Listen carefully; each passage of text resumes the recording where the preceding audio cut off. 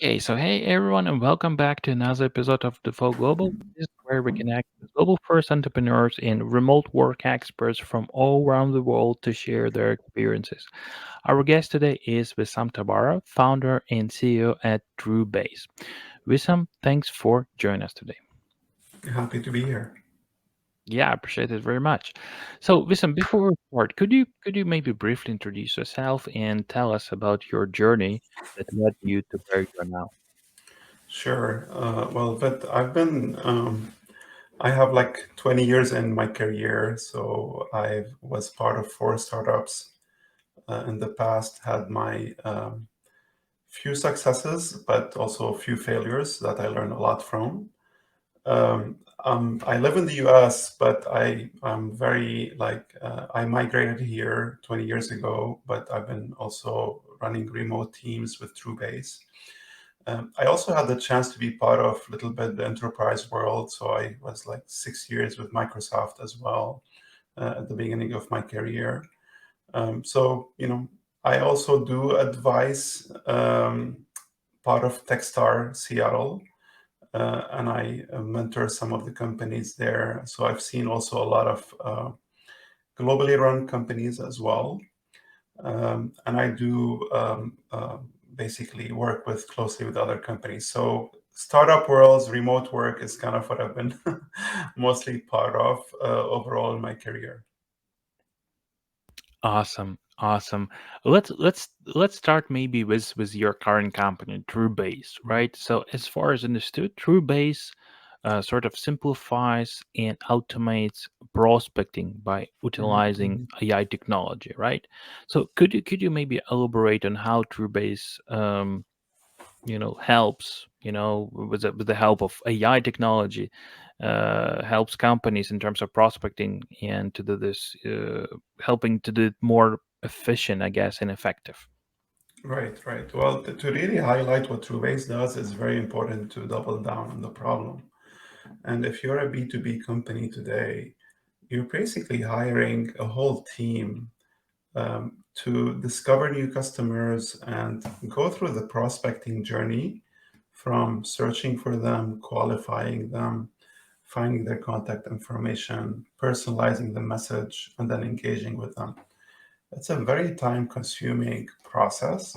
And the response rate is usually 1% response rate if you don't do it right. And that's really what matters the most to grow your business. So with solutions today, like LinkedIn and like other, right, you find yourself doing a lot of things that are manual, tedious in terms of running all these fancy filters and clicking next, next for hours and having few Chrome extension and tabs and browsing the web. And it's usually a very human bound process. And it's very essential for you to grow the business. So Truebase leverage generative AI in general to really speed up this whole prospecting journey for you. So in terms of searching for customers, we kind of scout the internet on your behalf and find what you're looking for. We help you qualifying the companies with AI. So think of something like asking questions, qualification questions about the company. We automatically read their website and all of the data we have, and we create personalized messages that you can leverage in your engagement.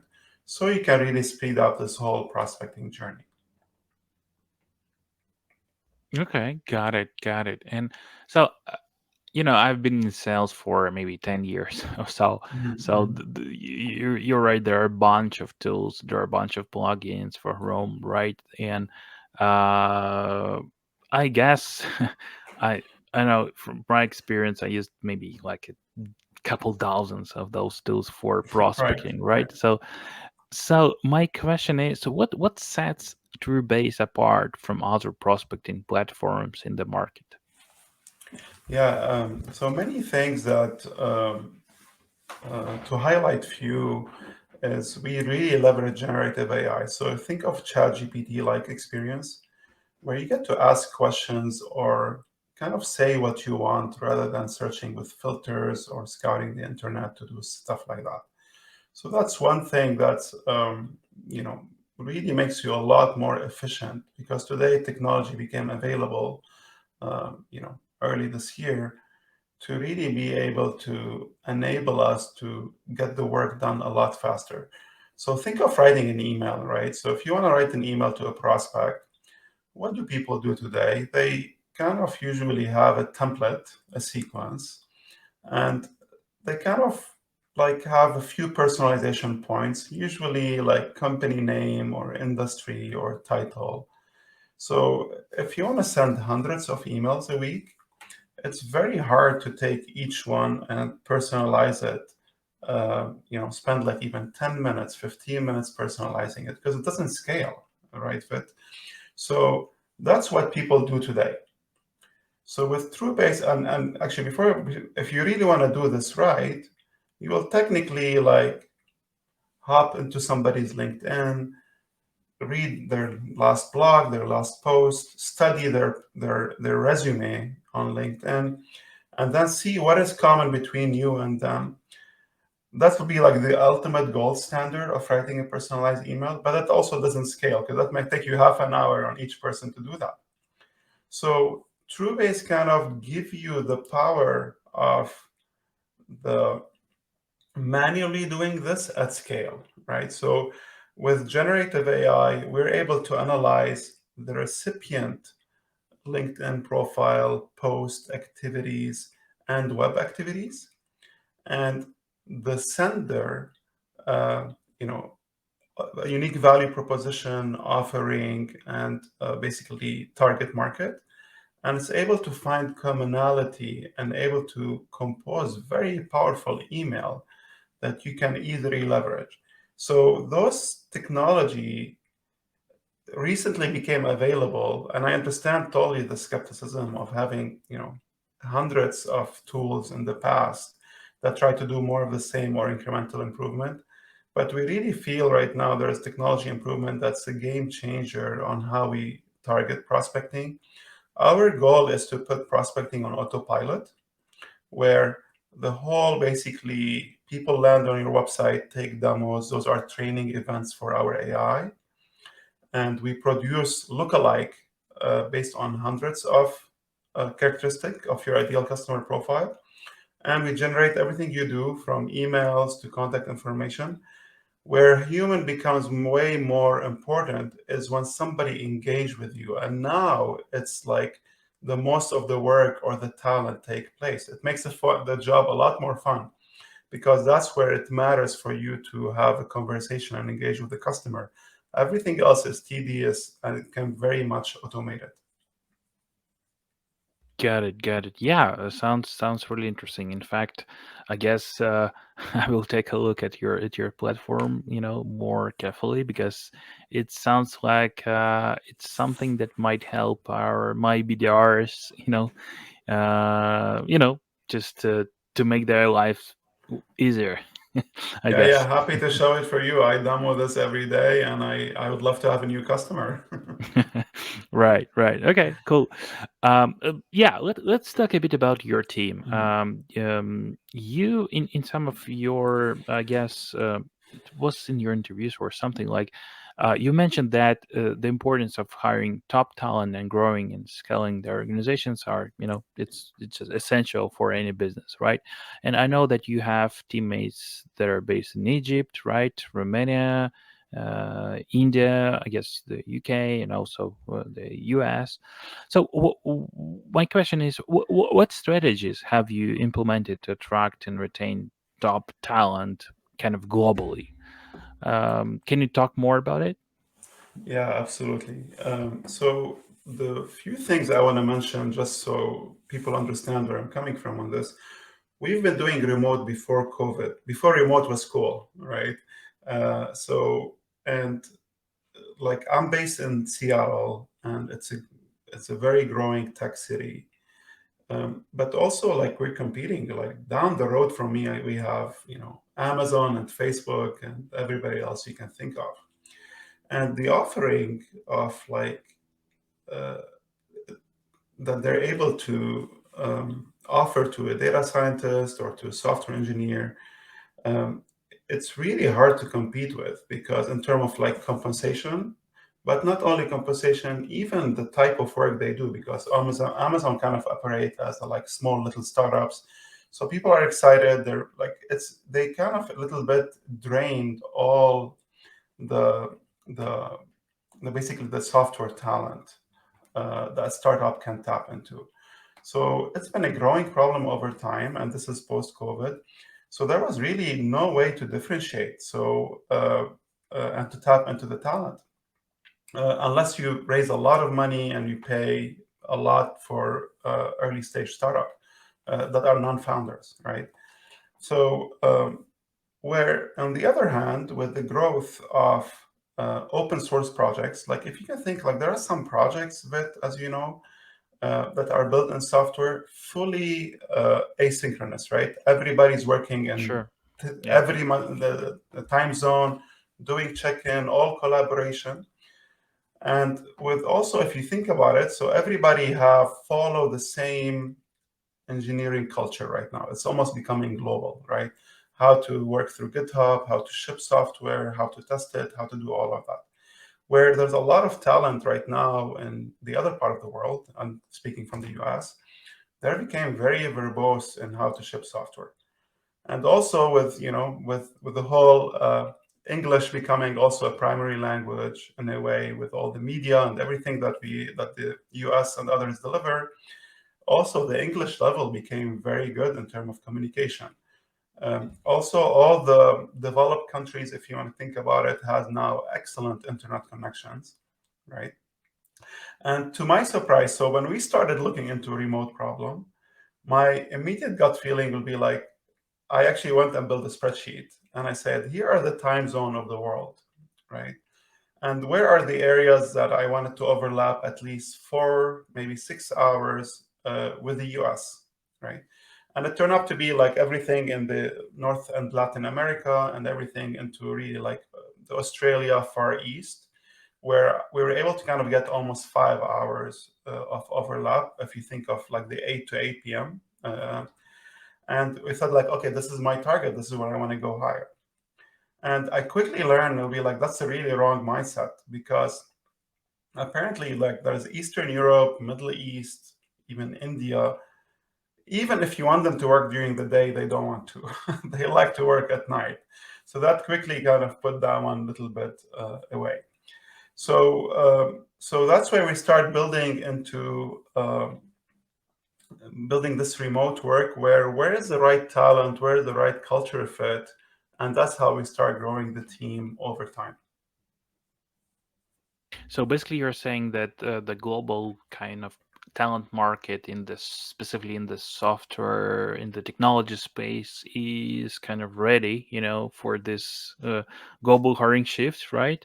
So we have like a right technology in place, like in terms of communication, right? So we have this English level in different countries that might be good enough for to hire from, right? So, okay, and what about like such things as culture, right? Yeah. So you said that, yeah, you have like teammates in different countries. What can you say about the cultural fit? Is it an issue or not really? Can you talk more about it? Oh, it's so just to talk about culture, remote or not remote, um, is actually, especially for a startup, right? I can give you the context of a startup. That would be, I would call it the number one uh, definer of a success or failure of a company, right? So if you've done the work right, as of you wrote basically your values, you really understand and executed on the culture and what matters. And this is not a one-time work before you start a company; it's a continuous work. And now you structure the whole interview based on that culture, right? So I'll give you an example. So we have today, and actually we have them published on our website. We have 12 values that we really prescribe to as a company, right? This is the way we operate every day. And now the interview process, most people focus on the technical, on the doers, right? Like, can you accomplish this task? Which is great. Some people can accomplish the task a lot faster than others, but are they a good culture fit? So we really spend a lot of time as part of the interview process to validate that they are a good culture fit. And now there's like multiple techniques you can use, right? Obviously, describing previous experience, understanding how they make decision over their career, and there's some like techniques that Amazon follows called STAR technique as well that you can follow. But also learning about them over their journey uh, really tells a lot of the good culture fit. But also interviews could be really hard, right? Because you have a limit of time and trying to make a big decision. Talking to reference and other things that matters a lot. But also, it's very hard to believe that you always get your interview decision right. So sometimes correcting in the first 6 weeks to 2 months, that tells you the most about is this the right culture fit or not, and ability to correct for both sides, right? This is not one side. If it's a new candidate that's sitting in the wrong culture, that's also not a great situation for the candidate or for the employee. So ability to really build your interview process and the onboarding process and ability to correct through it is what help you maintain that culture in place. Got it. And so you use basically AI in your product. Basically that's um, the main element of your product, right? So, but do you use AI for sourcing, recruiting, in basically Yeah. hiring for your team? Yeah. So what we learn in terms of sourcing is that depending on the area, and by the way, I had the chance to target Eastern Europe for candidates, a lot of Asia as well, and a lot of Latin America and Central America. And we learned a lot over time. So usually hiring in the US is not necessarily the same way you can hire anywhere else in the world, right? Also, we had a lot of teammates in the Ukraine as well. So what overall I learned is that it really needs to be local, right? You have to localize the job description, you have to localize even the offering, right? But you also have to localize how you find candidates, right? For example, AngelList could be great in some countries, but not in another, as an example, right? But what I also found is that there's active candidates and passive candidates. Active candidates in global hiring, it's actually really hard because even of titles like, let's say, project management or product manager means a lot of different things. Product manager in the US is the person responsible to build the requirements. Product manager in the Middle East is kind of the manager that's everybody report to drive the product forward. Like the titles do not translate, right? So when people are applying, usually randomly and at scale, you get a lot of noise. This is not a really good way to hire. What we find to be a lot more effective is targeting passive candidates, right? And that's also kind of a little bit a sales job, and we definitely leverage some of our technologies where you really reach out and basically try to say they're not necessarily in the market, but you know from their resume or from their LinkedIn profile that they have enough related experience in what you have, right? So, for example, we are in the sales marketing tech. We were targeting other people who have that domain knowledge as well and specific technology. And we reach out on LinkedIn and we try to engage with them in a conversation. And that produced a lot better candidates for us. So that's one way that we use. Another one is, for example, in the Ukraine, we found that local events are very important. So we end up actually uh, hiring few local recruiters that they were representing us on those events and bringing people in as well. So it really varies. And in some other say areas, like let's say in Argentina, which we focused on as well, at a certain point, specific job boards, right, were also super helpful as part of the process. Now, this might sound like a lot if you're hiring few candidates. What we learn at the end of the day is creating clusters, right? Like today, we have most of our UI work is done in Eastern Europe, specifically Romania, right? So this is where our UX designer, this is some of our UI developers are. They also help you with the process because they can do more informational interview. They understand a little bit what are the top of minds from contractual, like what's required, and how do you even pay people in Romania is different probably how you pay people in Croatia, right? So sometimes those little subtlety also have you move little things forward. So ability to cluster today, we have an Egypt cluster, a Romania cluster, and an India cluster that we're able to work on. Not that we will not hire out of that area, but we try to focus on those areas. It makes things a little bit more efficient. Yeah, got it, got it. And you touched this a bit, but still, in terms of payroll, in terms of how you pay, right? So, different professionals from different time zones, different countries. Can you go there a bit and maybe touch also the question of the local compliance aspect, right, of global hiring? How do you hire those guys? Do you hire them as contractors or use some employer of record companies like Deal, or maybe it is a mix? Can you talk more about it? Yeah. So we have, because we are an early stage startup, also there's as much as we can do right now, but we also, I would love to talk about some plans, not that I learned over time that I aspire to be one day. So in the short term, we use some companies like Deal, right? And super helpful, could be a little expensive, right? But super helpful in terms of getting things rolling, right? So they do manage local contracts. They handle payments as well. It varies from one country to another. Like I can tell you, some of the Romanian team they had to create like almost a company of a one person to really be able to get this done. So there's that kind of level. Now this is where like the cash compensation go. We really treat everybody like a Truebase get equity, and that usually is handled yet another contract like Carta, right, to make that happen. So it's still progressing. There's a lot of really good investment in that sector, but it feels that's kind of where it's heading right now in managing and making this happen fast.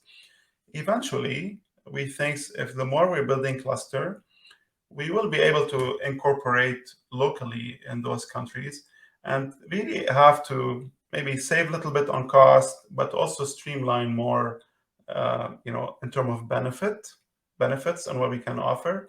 But that's really hard if you have one employee in each country. If you start clustering them, you can start doing that in a little bit more efficient way.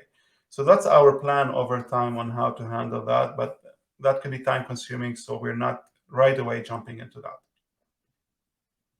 Mhm. Got it. Got it. Okay, makes sense. Makes sense. And maybe you have some tips for those global tech professionals who are listening to us right now, and like we have this huge community of weighted tech talent who might be listening to us right now, and who are looking for this new opportunities to get into some international company like you have. So what tips do you have for them? For the candidates looking for Yeah, jobs. for tech professionals who are looking for this next move in terms of their career, who are looking for this global first company, Right, right. what advice can you give to them? Yeah, I think mastering the remote culture is very important, and little things matter. Like I'll tell you, like sometimes we're so excited about talents and they don't have the right setup, right? They're sitting in a really busy place or in a coffee shop or no mic, no good camera, no good internet connections. That's actually like a basics stuff. Ability to communicate in English is also super important. We had so many great talent in Latin America, but unfortunately the English was a little bit not there. But they were not too far either, right? So if kind of the ability to really get that in place will be very important as well. Ability to differentiate. I know a lot of people show and um, basically with um, um, Sorry, I had like a little bit here a brain pause. But they show with a lot of uh, basically courses and certifications. And sometimes you say this could be great, but why did they really spend their time to get 50 certification, right? Like that's probably not the best time. I would probably more value a really practical experience they've been part of. Another really common one, and I'm not saying certification are bad. Certification are incredible, but you don't need like every certification in the world really. Like it becomes more an academic exercise, right? Another common thing kind of we found, especially with non-US, it was very hard to find people with product experience, right? Where they've been a full software development lifecycle. A lot of them comes from either outsourcing or staff augmentation, right? Or from like freelancing, which they're both great and can be challenging, but it's very hard to take that experience properly if you build a small component and you never seen it to production or you've seen a whole life cycle of it. So sometimes taking the bet on building something meaningful where you get to see, especially for a startup, it's super helpful and that's really hard to find. So making that career choice is very important. The other thing that we noticed in a lot of the conversation, and that's almost part of the qualification process, is that there's a lot of jumping from one thing to another. So if you look at the resume, you'll be like, well, it was 3 months here, 7 months here. For there is really no meaningful, there is no focus, and sometimes actually even change more, change from one industry to another, and sometimes that happens a lot, right? It's totally fine to change industry, but changing 4 industries in the last 5 years, that's also a really big red flag. So understanding what are those red flags are also super helpful. And it's a very competitive market. I think differentiating sometimes in the way you carry yourself, like having a video resume, ability to, um, kind of understand a little bit how you can differentiate from the other one, having a very solid resume, very solid profile, contributing to projects like open source projects and GitHub, especially for software, or being part of community is also an incredible thing to have on your resume. So all of those kind of could really help you to land a better job. Yeah, that's very good advice. Thank you for that. And probably my last question. You mentioned this that you're also an advisor and mentor to a number of startups, right? So what are some essential pieces of advice you often find yourself giving to early stage founders, right? So can you maybe also give some another question, uh, what three key pieces of advice would you give to founders of early stage startups who just want to go global and start hiring global team? Right, right. Well, to build an early stage startup, I think it's like one of the key thing is you have to be uh, true or committed to the problem, but very flexible in the solution, right? So a lot of people usually say, here's a problem, here's a solution, and they start building it, and they very often do not deviate from that path. Where in reality, it's kind of like a journey, right? You start somewhere and you might not end up there. And ability to listen to, the input that's you and the insights you're getting from customers, from the market, from what you're building on day-to-day basis, the ability to change, that's kind of really important for you to have that flexibility over time. Truebase have a journey. We were actually in the recruiting space, but then we had our challenges and we pivoted to a sales space. We were still also selling into still to the same problem, which we wanted to accelerate business over our B2B business more efficiently, but we were a little bit more flexible even how we produce that.